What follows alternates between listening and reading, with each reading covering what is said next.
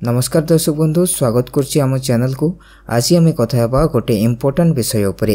10th board exam रो result प्रकाश पाई सारिछि किंतु certificate एजाए मिली नाही। चिंता करूछंती केबे मिलिबो आउ किपरि पाइबे। आज आमे सबु डिटेल्स देबु, तेनु शेष पर्यंत देखंतु। मैट्रिक एग्जाम रो रिजल्ट बाहरी सारिछि। मार्कशीट आपण ऑनलाइन रे डाउनलोड करिसंती किंतु ओरिजिनल सर्टिफिकेट पाई नाहंती।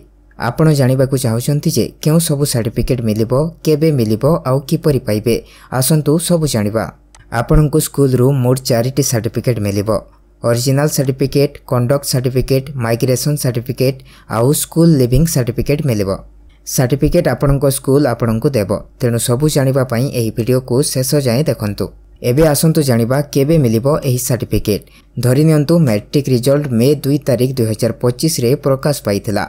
साधारणतः रिजल्ट बाहरिबार गोटे किंबा 2 मास भितरे सर्टिफिकेट मिली जाए। ता अर्थ आपनको जून किंबा जुलाई 2025 सुद्धा सर्टिफिकेट मिली पारे। साम्स ओडिशार +2 एडमिशन नोटिफिकेशन अनुसार फर्स्ट सिलेक्शन मेरिट लिस्ट 7 जुलाई 2025 रे प्रकाश पाइबो। आउ फर्स्ट राउंड एडमिशन हेबो 8 जुलाई रु 14 जुलाई 2025 पर्यंत। माने +2 एडमिशन आरंभ हेबा आगरु आपनकू मैट्रिक सर्टिफिकेट मिली जिबा कथा। प्रति वर्ष एही परि ही हुए। एडमिशन पूर्वरु सर्टिफिकेट आसी जाए किंतु किपरि जानिबे आउ केबे पाइबे।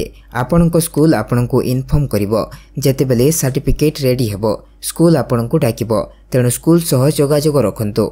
तेबे दर्शक बंधु एइथिला आजिरो अपडेट। जदि एई वीडियो आपनको पई हेल्पफुल हेछि तेबे लाइक करंतु आउ चैनल को सब्सक्राइब करंतु।